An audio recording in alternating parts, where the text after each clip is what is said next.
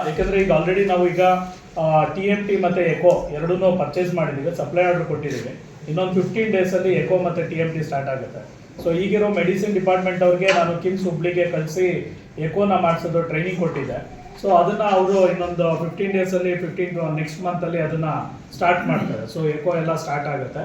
So ಜೊತೆಗೆ brain knife ಇವ್ರ ಜೊತೆ ನಮ್ಮದು ನ್ಯೂರಾಲಜಿ ಸಹ ಮಂತ್ಲಿ ಒನ್ಸ್ ಅಥವಾ 15 ಡೇಸ್ ಒನ್ಸು ಬರ್ತಾ ಇದ್ದಾರೆ. ಜೊತೆಗೆ ಏನು ಇದಕ್ಕೆ ಆಂಕೋಲಜಿ ಡಿಪಾರ್ಟ್ಮೆಂಟ್ ಅದು ಸಹ 10 ಬೆಡೆಡ್ ನಾವು ಇಟ್ಟಿದ್ದೀವಿ.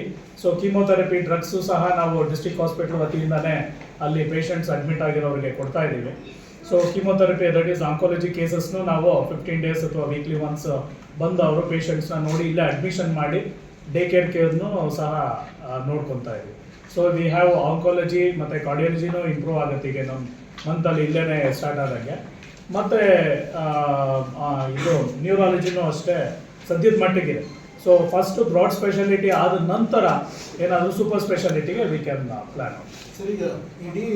ಒಂದು ಟನ್ನಿಗೆ ಮಿನಿಮಮ್ 200ರಿಂದ 250 ರೂಪಾಯಿ ಕೊಡಿಸಿದ್ದೀವಿ, ಕೆಲವು ಕಡೆ 300 ಕೊಡಿಸಿದ್ದೀವಿ, 350 ರೂಪಾಯಿ ಕೊಡಿಸಿದ್ದೀವಿ ಒಂದು ಟನ್ನಿಗೆ ಎಕ್ಸ್ಟ್ರಾ. ನೀವು ಬೇಕಾದ್ರೆ ರೈತರಿಗೆ ಕೇಳ್ಕೊಳ್ಳಿ. ನಾನು ಇಡೀ ರಾಜ್ಯದಲ್ಲಿ ಯಾವ ರೈತರ ಬಳಿ ಹೋಗಿದ್ದೀನಿ ಅವರೆಲ್ಲ ಸಂತೋಷದಲ್ಲಿದ್ದಾರೆ. ಕೊಡ್ತುಗಳು ವ್ಯವಹಾರ ನೀವೇನು ಹೇಳಿದ್ರಲ್ಲ 15 ದಿವಸದಲ್ಲೇ ನಾವು ಪೇಮೆಂಟ್ ಮಾಡಬೇಕು, ಇದು ನಿಜ. ಇವತ್ತೇನು ಆಗ್ತಾ ಇದೆ, ಎಕ್ಸ್ಪೋರ್ಟಿಗೆ ಪರ್ಮಿಷನ್ ಕೊಡಬೇಕು ಅಂತ ಹೇಳಿ ನಿಮಗೆ ನಾನು ರಿಪೀಟೆಡ್ಲಿ ಇಥಿನಾಲ್ ಪ್ರೊಕ್ಯೂರ್ಮೆಂಟಿಗೆ ಪರ್ಮಿಷನ್ ಹೆಚ್ಚಿಗೆ ಕೊಡಬೇಕು. ಯಾಕಂದರೆ ಇಥಿನಾಲಿಗೆ ಕೇಂದ್ರ ಸರ್ಕಾರನೇ ಇಂಟ್ರೆಸ್ಟ್ ಸಬ್ವೆನ್ಷನ್ ಸ್ಕೀಮ್ ತಂದು ಸಬ್ಸಿಡಿ ಕೊಟ್ಟರು. ಆ ಪಾಪ ಅವರು ಒಬ್ಬೊಬ್ಬರು 200 KLPD 300 KLPD ಪ್ಲಾಂಟ್ ಹಾಕೊಂಡು ಕೂತಾರೆ. ಅವ್ರಿಗೆ ನೀವು 50 ಲೀಟ್ರ್ ಮಾಡಿ 100 ಲೀಟ್ರ್ ಮಾಡಿ ಅಂದರೆ ಅವ್ರು ಬದುಕಬೇಕಂಗೆ, ಅವರು ದುಡ್ಡು ಮುಟ್ಟಿಸ್ಬೇಕಂಗೆ. ಮತ್ತು ಇನ್ನೊಂದು ಆಶ್ಚರ್ಯ ಸಂಗತಿ, ನಾವು ಇಷ್ಟೆಲ್ಲ ಪ್ರಯತ್ನ ಮಾಡಿ ಸಕ್ಕರೆ ಧಾರಣೆ ಹೆಚ್ಚಿಗೆ ಮಾಡ್ರಂದ್ರೆ ಉಲ್ಟಾ ₹1 15 ಪೈಸೆ ಕಡಿಮೆ ಆಗಿದೆ. ನಾಳೆ MP ಗಳು ಬರ್ತಾರೆ, ಕೇಂದ್ರ ಸರ್ಕಾರದವ್ರು ಬರ್ತಾರೆ, ಸ್ವಲ್ಪ ಕೇಳಿ ಅಂದರು. ಅದು ಇಡೀ ದೇಶದ ಸಮಸ್ಯೆ, ನಮ್ಮದೊಬ್ಬರದೇ ಅಲ್ಲ. 5 ಕೋಟಿ ಕಬ್ಬು ಬೆಳೆಗಾರಿದ್ದಾರೆ ದೇಶದಲ್ಲಿ. ಎಲ್ಲರದ್ದು ಸಮಸ್ಯೆ ಇದೆ. ತಾವು ಸ್ವಲ್ಪ ಹೆಲ್ಪ್ ಮಾಡಿ. ನಮಗೇನು ಕೇಳಬೇಕು ಎಲ್ಲ ಕೇಳಿ ನಮ್ಮನ್ನೆಲ್ಲ ಹಿಂಡಿ ಮುಗಿಸ್ಬಿಟ್ಟಿದ್ದೀವಿ. ನಾನು ಉಸ್ತುವಾರಿನೇ ಹೇಳ್ತಾ ಇದ್ದೀನಿ. ಕೇಂದ್ರ ಸರ್ಕಾರ ಮಾಡಬೇಕಾಗಿದ್ದು ಏನು ಮಾಡಿಲ್ಲ ಅನ್ನೋದು ಇಷ್ಟೆಲ್ಲ ಹೇಳಿದೆ. ನಾನು ನೀವು ಅಂಕಿ ಸಂಖ್ಯೆ ಸಮೇತ ಕೊಡು ಅಂದರೆ ಕೊಡ್ತೀನಿ. ನೀವು ಕೇಂದ್ರ ಸರ್ಕಾರ ಕೇಳಕ್ಕೆ ತಯಾರಿಲ್ಲ. ಕೇಂದ್ರ ಈಗ ನೀವೇ ಒಂದು ನಿಮಿಷ ಇಲ್ಲ, ನೀವು ಕೇಳೋದಿಲ್ಲ. ಒಂದು ನಿಮಿಷ ನರೇಗಾದ ಈಗ ಹೇಳಿ.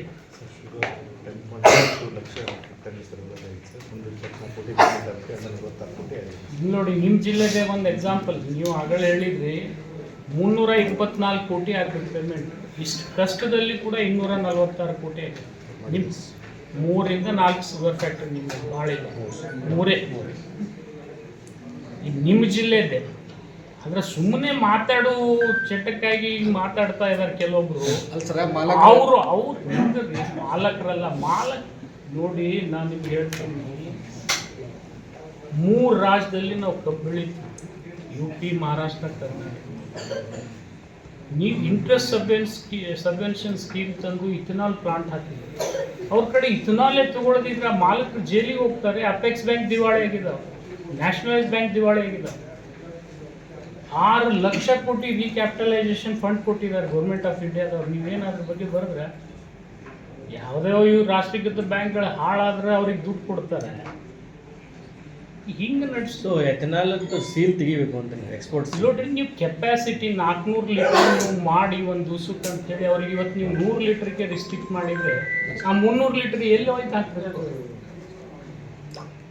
ಇನ್ನೂ ಅವರು ಉತ್ತರ ಕೊಡ್ಬೇಕಲ್ಲ. ನಾನು ನೋಡಿ ಬೊಮ್ಮಾಯಿ ಸಾಹೇಬರು ಸರ್ಕಾರ ರೈತರ ಬಗ್ಗೆ ನಿಷ್ಕಾಳಜಿ ವಹಿಸ್ತದೆ ಹಂಗಿಂಗೆ ಅಂತ ಹೇಳಿದ್ದಾರೆ. ಕೇಂದ್ರ ಸರ್ಕಾರ ಏನು ಮಾಡ್ತಾ ಇದೆ? ಎಕ್ಸ್ಪೋರ್ಟ್ ಪಾಲಿಸಿ ಅವ್ರ ಕೈಯಲ್ಲಿದೆ, ಇಥನಾಲ್ ಪಾಲಿಸಿ ಅವ್ರ ಕೈಯಲ್ಲಿದೆ, ಪ್ರೈಸ್ ಸ್ಟೆಬಿಲೈಸೇಷನ್ ಮಾಡೋದು ಅವ್ರ ಕೈಯಲ್ಲಿದೆ. ಅವ್ರ ಕಾರ್ಖಾನೆ ಮಾಲೀಕರೇ ಹೋಗಿ ಒಂದು ಡೆಲಿಗೇಷನ್ ತೊಗೊಂಡು ಹೋಗಿ ಒಂದು ಪಿಟಿಷನ್ ಕೊಟ್ಟರೆ ಅದು ಇವತ್ತು 7 ವರ್ಷ ಕೋಲ್ಡ್ ಸ್ಟೋರೇಜ್ನಲ್ಲಿ ಬಿದ್ದಿದೆ. 7 ವರ್ಷ ₹40 ಅಥವಾ ₹41 ಒಂದು KGಗೆ ಮಾಡಿ ಕಮರ್ಷಿಯಲ್ ಯುಟಿಲೈಸೇಷನ್ ಸಕ್ಕರೆ ಹೋಗ್ತಕ್ಕಂಥದ್ದು. ಡೊಮೆಸ್ಟಿಕ್ ದಿಗಿದ್ದಕ್ಕೆ ನೀವು ಬೇಕಾದ್ರೆ ಕನ್ಸೆಷನ್ ಕೊಡಿ ಅಂತ ಅವರೇ ಬರ್ತಾರೆ. ಇವತ್ತು ಇಡೀ 450 ಶುಗರ್ ಫ್ಯಾಕ್ಟ್ರಿ ಅವ್ರ ದೇಶದವ್ರು ಅಷ್ಟು ಹೋಗಿ ಮನವಿ ಮಾಡ್ಕೊಂಡು 6 ವರ್ಷ ಆದರೂ ಕೂಡ ಅವ್ರು ಕಣ್ ತೆಗಿತಾ ಇಲ್ಲ ಅಂದರೆ ನೀವು ಒಂದು ಮಾತು ಅವ್ರಿಗೆ ಕೇಳೋದಿಲ್ಲಲ್ಲ. ಇಲ್ಲ ಕೇಳಿಲ್ಲ ಇದು ಪ್ರಪ್ರಥಮ ಬಾರಿಗೆ ಎಲ್ಲ ಯಾವುದೇ ಒಂದು ಮೆಡಿಕಲ್ ಕಾಲೇಜಲ್ಲಿ ನೀವು ನೋಡಿದಾಗ ಕನ್ನಡ ಭಾಷೆಗೆ ಅಷ್ಟು ಮಹತ್ವವನ್ನು ಕೊಟ್ಟಿಲ್ಲ. ಮತ್ತು ಯಾವುದೇ ಒಂದು ಇದರಲ್ಲಿ ಕನ್ನಡ ಲೈಬ್ರರಿ ಅಂತ ಎಲ್ಲೂ ಇಲ್ಲ. ನಮ್ಮಲ್ಲಿ ಒಂದು ಸಣ್ಣದಾಗಿ ಒಂದು ಕನ್ನಡ ಲೈಬ್ರರಿ ಮಾಡಿದ್ದೀವಿ. ಅದನ್ನು ವಿದ್ಯಾರ್ಥಿಗಳು ಮತ್ತು ಇಲ್ಲಿರುವಂತಹ ಬೋಧಕ ವರ್ಗದವರು ಇಬ್ಬರೂ ಉಪಯೋಗಿಸ್ತಾ ಇದ್ದಾರೆ. ಸೊ ಇದು ಯಾವ ಒಂದು ಕರ್ನಾಟಕದಲ್ಲಿ ಮೆಡಿಕಲ್ ಕಾಲೇಜಲ್ಲೂ ಮಾಡದೇ ಇರೋದನ್ನು ನಾವು ಫಸ್ಟ್ ಟೈಮ್ ಅದನ್ನು ಅಳವಡಿಸ್ಕೊಂಡು ಮಾಡಿದ್ದೀವಿ. ಸೊ ಅದ್ರ ಜೊತೆಗೆ ನಮ್ಮ ಕಾಲೇಜಿನಲ್ಲಿ ವಿದ್ಯಾರ್ಥಿಗಳಿಗೆ ಆಲ್ಮೋಸ್ಟ್ 8 ರಿಸರ್ಚ್ ಅಪ್ರೂವಲ್ಸ್ ಸಿಕ್ಕಿದೆ.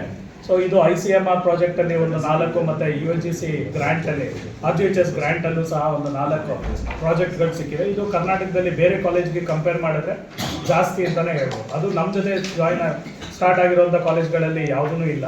ಸೊ ನಮ್ಮದೇ ಒಂದು ಇದರಲ್ಲಿ ಮುನ್ನಡೆ ಇದೆ ಅಂತ ಹೇಳ್ಬೋದು. ಅವ್ರು ಬರಬೇಕು, ಬೊಮ್ಮಾಯಿ ಅವರಂತೂ ಇದ್ದೇ ಇರ್ತಾರೆ. ಇದು ಅವ್ರ ಡೇಟೇ ಇನಿಷಿಯೇಟ್ ಮಾಡಿದ್ವಿ, ನಮ್ಮ ಡೇಟ್ ಅಲ್ಲ ಇದು. ನಾವು ಯಾವಾಗೋ ಕಾಲೇಜ್ ಮುಗಿಸಿದ್ವಿ, ಅವ್ರು ಒಂದು ಸ್ವಲ್ಪ ನಮ್ಮವರು ಬರ್ತಾರೆ ಅಂತಂದು ಅವ್ರನ್ನ ವೆಲ್ಕಮ್ ಮಾಡೋ ಸಲುವಾಗಿ ಸ್ವಲ್ಪ ತಡ ಮಾಡಿದ್ವಿ. ಅದರಲ್ಲಿ ರುದ್ರಪ್ಪಣ್ಣ ಅವ್ರನ್ನ ತಗೊಂಡೇ ಮಾಡ್ಬೇಕಂತ ಆಸೆ ಇತ್ತು. ಅವರಿಗೆ ಸ್ವಲ್ಪ ಚೆನ್ನಾಗಿದೆ ಬೊಮ್ಮಾಯಿ ಸರ್.